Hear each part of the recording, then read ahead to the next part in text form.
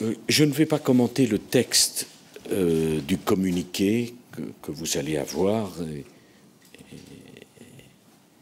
qui sera extrêmement précis. Et je voudrais le présenter dans ses grandes lignes politiques, si vous me le permettez. D'abord, nous avons décidé, comme je l'ai indiqué à de nombreuses reprises, de soutenir la Grèce en tant que membre de l'euro et de la zone euro. C'est un engagement déterminé. Je voudrais, m'adressant au peuple grec, leur dire que nous sommes conscients des efforts qui leur ont été demandés et que l'ensemble des pays européens a décidé d'être à leur côté. La zone euro crée des solidarités qui fait qu'on ne peut pas abandonner un membre de la zone euro. À partir du moment où celui-ci s'engage dans un programme de réforme et respecte les engagements qui sont les siens. Deuxièmement, l'euro est un acquis communautaire incontournable, irremplaçable, que nous devons défendre et renforcer. Je dis ces deux choses, le soutien à la Grèce et le soutien à l'euro, parce que ce qui est clairement en cause, c'est notre responsabilité historique face à l'Europe incarnée dans la monnaie unique. C'est-à-dire qu'un échec sur le soutien à l'euro nous était absolument interdit. Il y a un tournant historique dans la décision que nous prenons. Alors, quelles décisions concrètes ont-elles été prises pour incarner notre soutien à la Grèce et notre défense de l'euro? D'abord, nous nous sommes engagés, au fond, à créer l'amorce d'un fonds monétaire européen.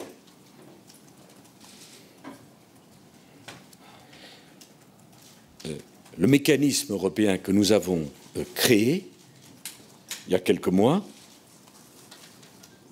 nous avons pris la décision de lui donner plus de force et plus de flexibilité. Ainsi, l'EFSF, ce mécanisme européen, pourra intervenir de manière préventive pour soutenir un État en cas de difficulté transitoire. L'organisme européen, l'amorce de ce fonds monétaire européen, pourra aider un État à recapitaliser son secteur bancaire en cas de nécessité. Et l'EFSF pourra intervenir sur le marché secondaire lorsque la Banque centrale européenne indiquera que le marché est défaillant. Ça a l'air technique, mais c'est très important. Cela veut dire que le mécanisme européen pourra intervenir, permettez-moi cette expression, pas simplement sur le marché primaire de la dette, mais également sur le marché secondaire, c'est-à-dire la dette d'occasion, en vérité, si vous me permettez cette expression. C'est donc l'amorce d'un fonds monétaire européen qui est mis en place. Au fond, non seulement nous voulons sortir la Grèce des difficultés qu'elle connaît, mais surtout faire de la crise européenne une opportunité pour améliorer, développer les instruments européens dans la zone euro. Ça, c'est une première série de décisions. Et les spécialistes que vous êtes doivent mesurer le chemin parcouru entre le moment où nous avons créé le FSF, l'organisme européen, et ce que nous venons de décider de lui permettre de faire aujourd'hui. C'est considérable. Ce sont des décisions structurelles.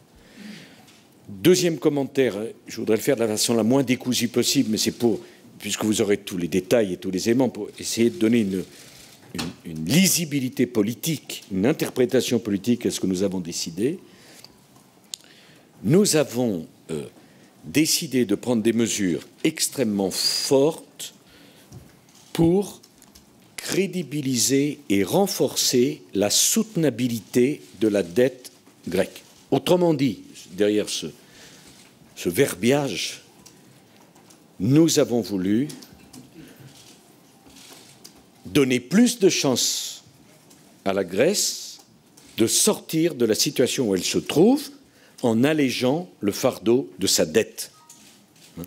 Je voudrais pas vous accabler de chiffres, mais pour que vous compreniez bien les choses, le PIB de la Grèce est de 230 milliards d'euros.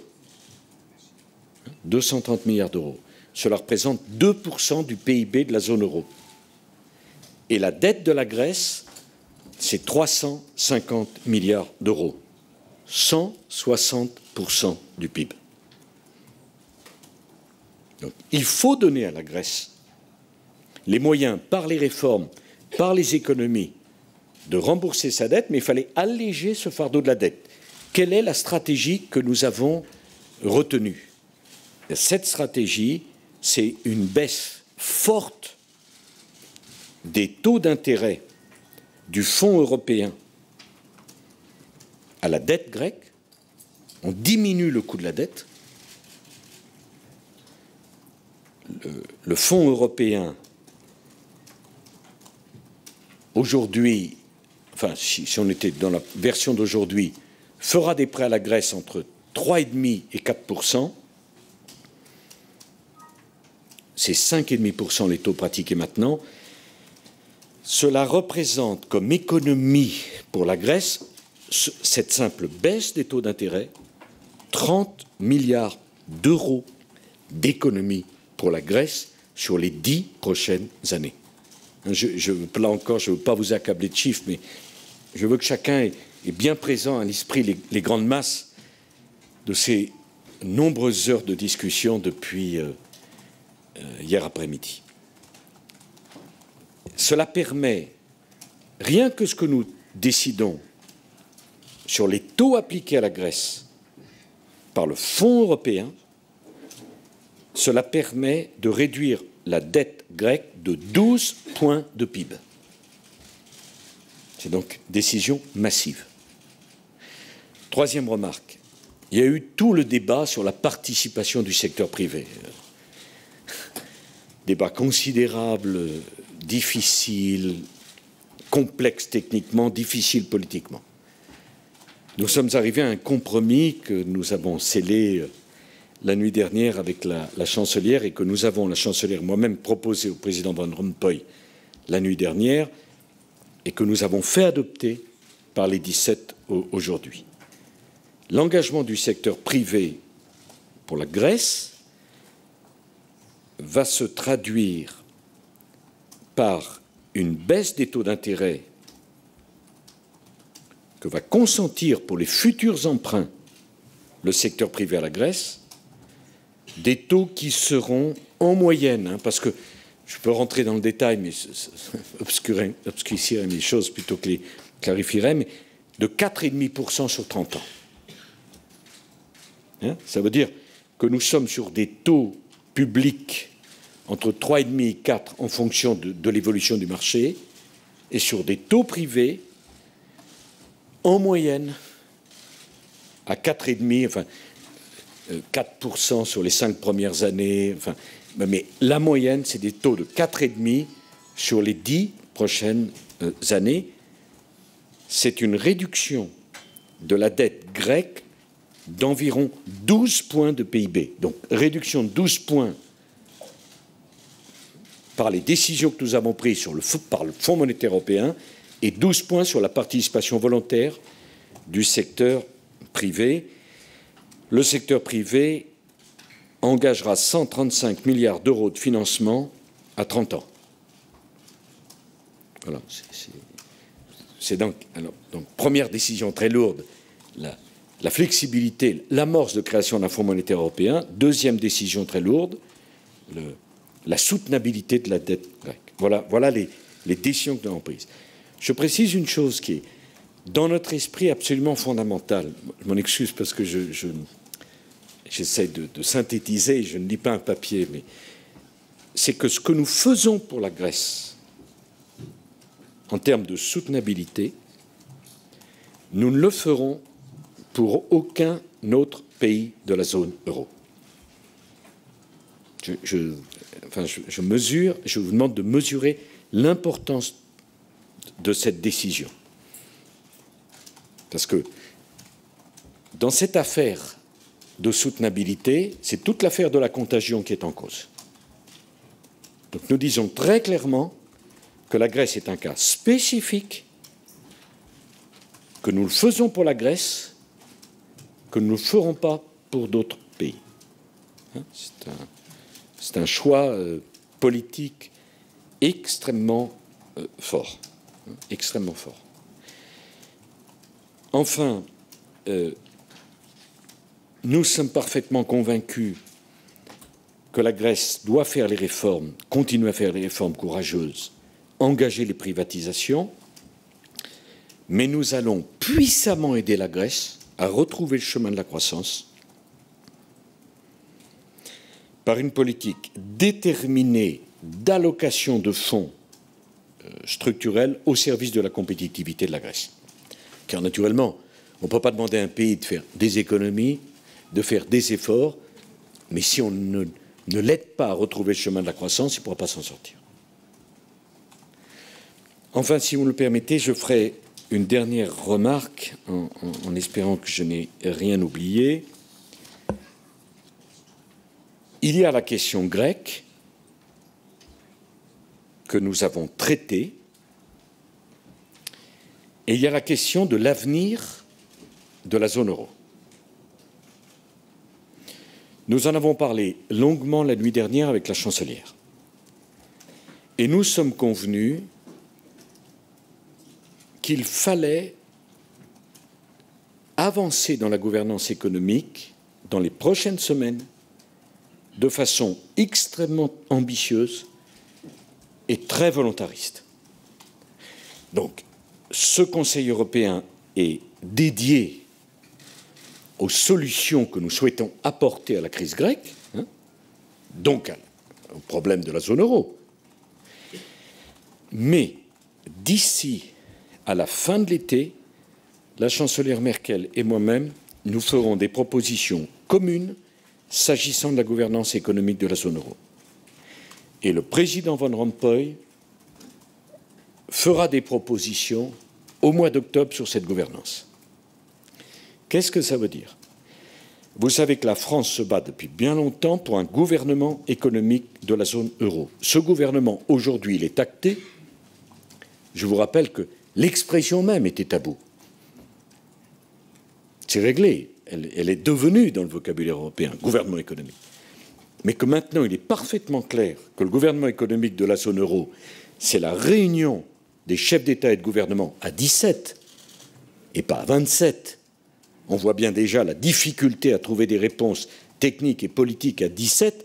Vous imaginez quelle aurait été la difficulté d'avoir une réunion à 27 avec des membres de l'Europe, mais qui ne sont pas membres de l'euro.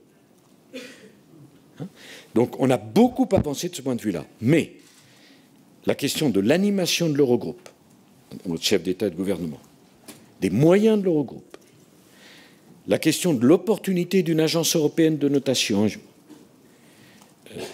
ce sont des sujets sur lesquels l'Allemagne et la France feront des propositions avant la fin du mois d'août. Et qui devront éclairer le chemin, la vision que nous avons de l'avenir de la zone euro.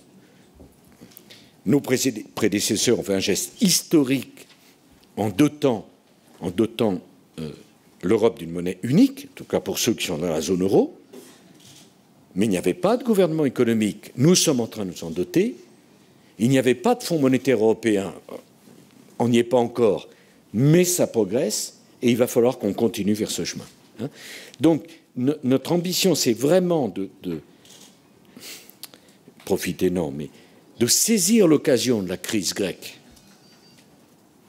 pour faire un saut qualitatif dans la construction d'une gouvernance de la zone euro. Voilà, mesdames et messieurs, il y a sans doute bien d'autres choses à dire, mais résumé, ce sont donc des décisions très lourdes qui ont été prises. Je veux dire également un mot, pardon.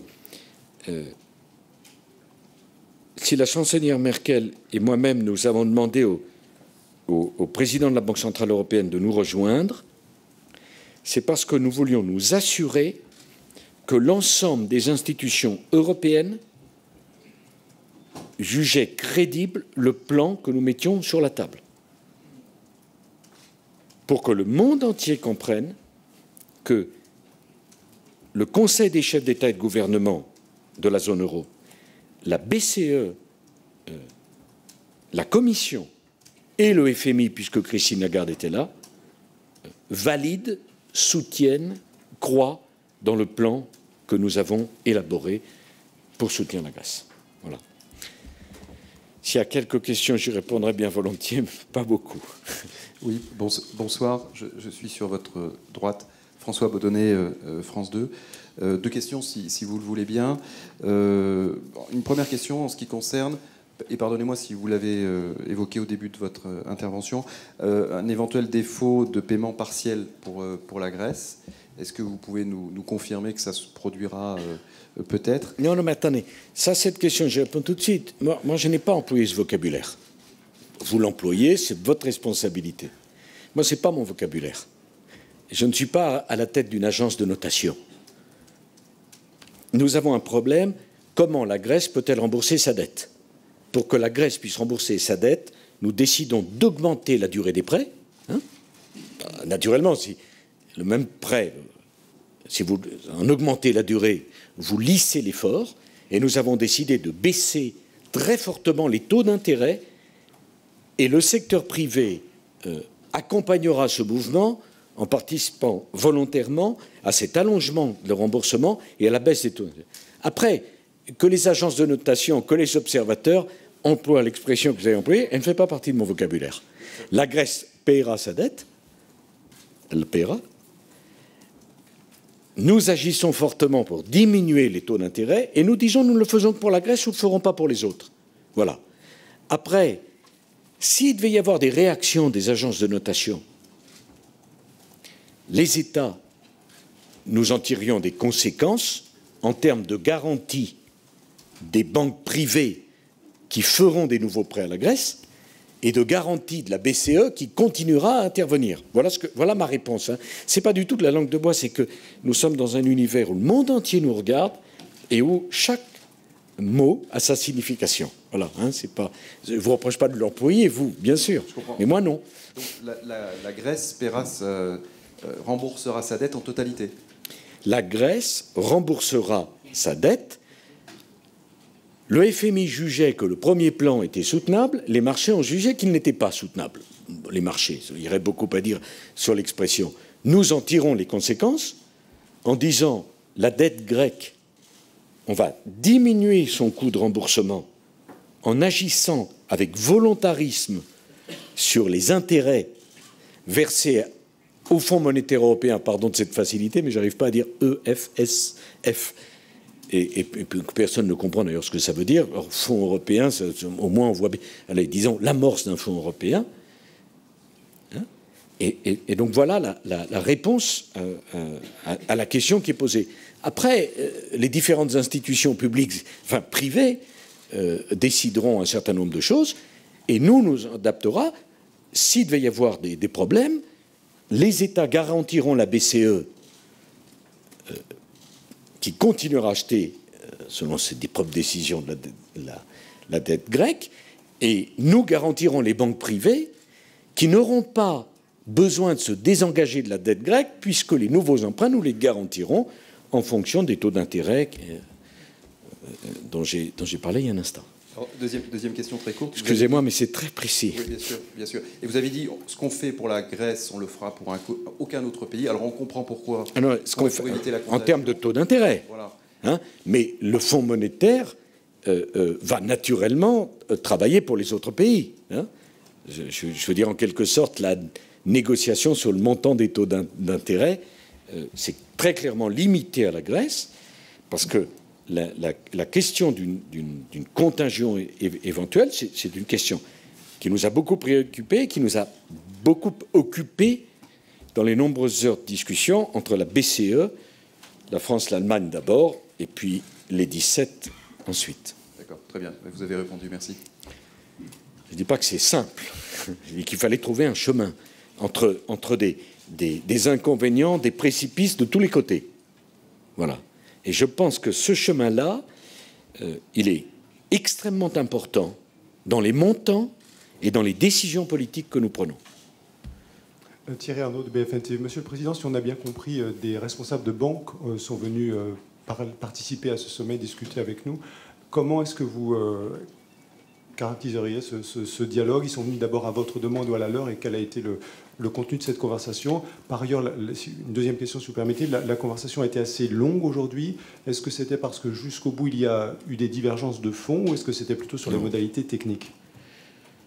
Bon, il faut répondre le plus franchement possible. D'abord, avec les dirigeants des banques privées, y compris la nuit dernière, on a beaucoup parlé.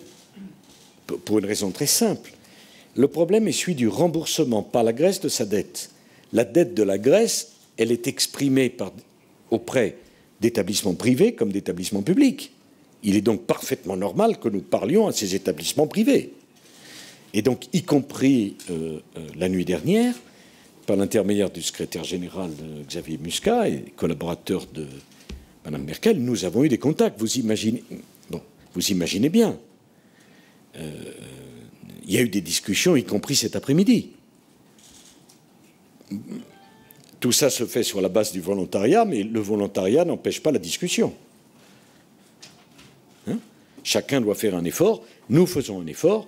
Les banques doivent faire un effort. Et on devait s'assurer que tout ceci était cohérent et fonctionnait. Oui, il y a donc eu des discussions.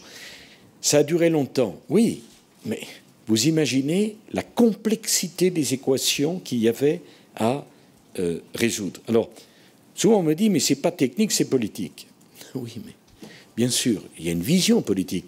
Mais une fois que vous avez posé une vision, ça doit se traduire par des chiffres. Je vous rappelle les chiffres que je vous ai donnés. La Grèce a 160% de son PIB en dette. La Grèce a un PIB de 230 milliards, elle a 350 milliards de dettes. Ça ne peut pas se résoudre uniquement par une envolée lyrique. Donc, il y avait d'abord à rapprocher les points de vue, et vous les connaissez. Certains pays, dont l'Allemagne, voulaient faire participer le secteur privé, et une institution qui compte quand même, la BCE, ne voulait pas de cette participation de crainte des conséquences. Donc il a fallu trouver un chemin de compromis. Donc, la France s'est beaucoup employée pour trouver ce compromis qui a été trouvé la nuit dernière. Et puis ensuite, il faut tenir compte des difficultés de tout le monde. Bon. Et puis il faut que chacun comprenne le processus. Et ce n'est pas si simple. Donc, il y a eu 7 heures de discussion avec la chancelière et le président de la BCE. On a eu 10 heures de discussion. Bon, compte tenu de l'ampleur des problèmes à résoudre, je crois qu'au fond, c'était pas trop et que c'est même assez rapide. Même si j'aurais préféré que les choses aillent plus vite, de mon point de vue.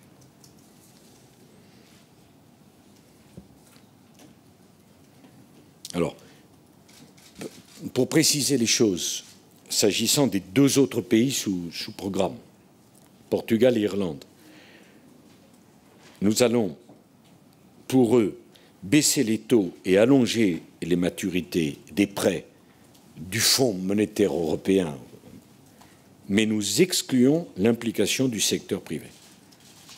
C'est ça que nous excluons absolument pour eux. Alors, Elle me dit, mais pourquoi vous baissez les taux? Vous imaginez, on met les mêmes taux et les mêmes maturités, parce que ça reviendrait sinon à dire qu'un pays qui a fait de gros efforts et respecté ses engagements se retrouverait avec des taux plus hauts qu'un pays qui n'a pas réussi. Ça serait profondément injuste. Mais l'implication du secteur privé, nous le faisons pour la Grèce et pour aucun autre pays. Voilà. Ça permet de préciser ce point.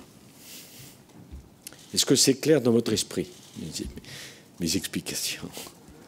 Oui, Monsieur le Président, Pascal Verdeau, France 3. En matière de vision politique et de propositions ambitieuses en matière de gouvernance, propositions prévues pour la fin du mois, est-ce que vous êtes doute. Est-ce que vous êtes prêt, à côté de l'intégration monétaire qui a un petit peu avancé aujourd'hui, à aller plus loin en matière d'intégration budgétaire et fiscale? Est-ce que vous en avez parlé à Madame Merkel? Bref, est-ce que vous êtes prêt à faire un saut qualitatif supplémentaire et peut-être décisif pour la zone euro?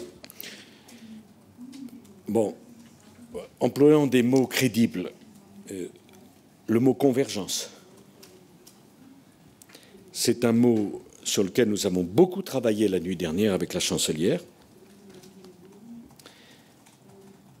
Convergence économique pour préparer l'intégration économique. Et nous sommes parfaitement conscients que l'exemple doit être donné par l'Allemagne et par la France. Donc c'est sur cette piste-là que nous allons travailler. Voilà. Convergence pour arriver à une intégration économique.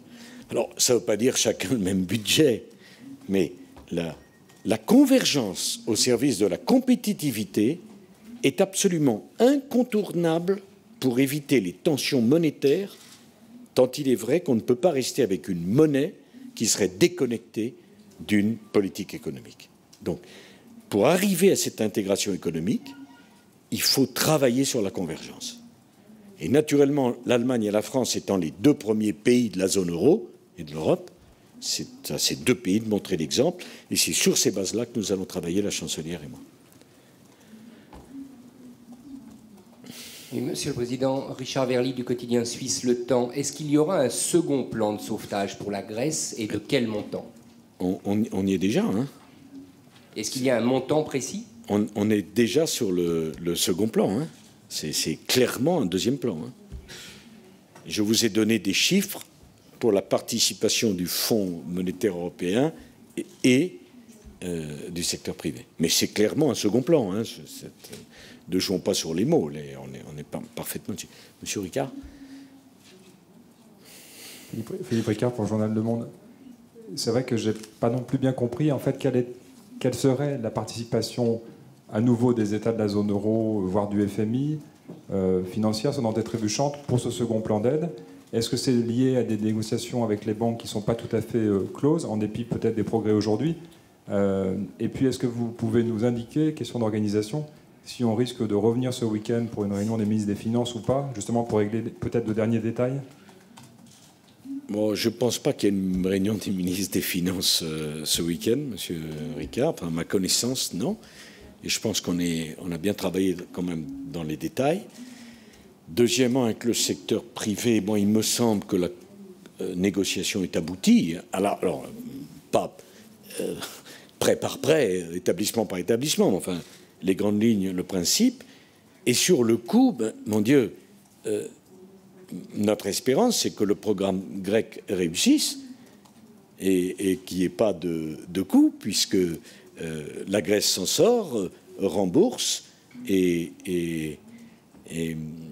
retrouve la croissance. Donc on ne pourra... C'est un peu comme le plan français pour les banques. Vous savez qu'il y avait une grande polémique sur le fait que ça aurait coûté des milliards aux Français. Finalement, ça a rapporté 2,4 milliards aux Français. On sait ce que coûte, Monsieur Ricard, un plan quand il est arrivé à son terme.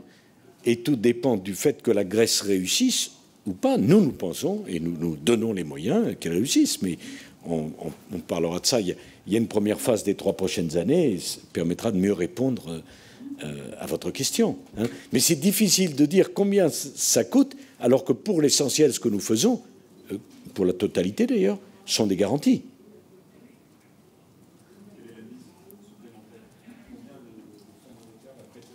Je crois que c'est 30 milliards. À 100, oui, parce qu'il y a aussi une autre question, mais j'ai peur de... Peut-être mes collaborateurs pourront répondre à vos questions, parce qu'il y a aussi la question éventuelle d'une recapitalisation des banques grecques. Donc, enfin, je ne veux pas rentrer trop dans le détail, mais en fonction des réactions d'un certain nombre d'institutions du marché, il peut se passer des événements qui amènent le Fonds européen à participer à la recapitalisation des banques grecques. Mais je ne peux pas anticiper là-dessus. Je peux vous dire, voilà, il y a des grandes masses, on a prévu une centaine de milliards, mais les jours qui viennent nous permettront d'ajuster les sous-ensembles à l'intérieur de l'enveloppe générale. Car naturellement, les banques grecques devront continuer à fonctionner. Hein?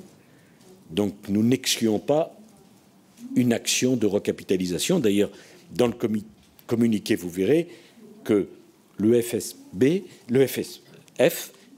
pourra participer à la recapitalisation, si nécessaire, des banques grecques. Dernière question.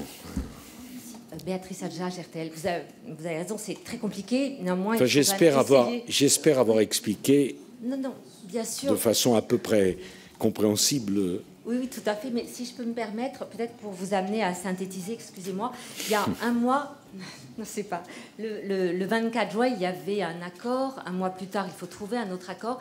Est-ce que vous pouvez nous expliquer, enfin, nous réexpliquer de façon plus synthétique peut-être, qu'est-ce qui ferait que cet accord ce soir fonctionnerait mieux que le précédent, le mois dernier? Eh bien, écoutez, il y a plusieurs semaines, le FMI avait dit la dette grecque est soutenable, ça peut fonctionner. Puis les marchés ont considéré que ce n'était pas soutenable. Mais qu'est-ce qui fait que ça marchera là? Du moins, c'est ce que je pense. Mais avec des taux d'intérêt pareils, on met quand même tous les atouts du côté de la Grèce. Voilà. Puisque ça revient pour le Fonds monétaire européen à prêter à la Grèce au prix où lui-même se finance. Donc les marges de manœuvre, il n'y en a plus beaucoup après. Merci à tous. Merci beaucoup.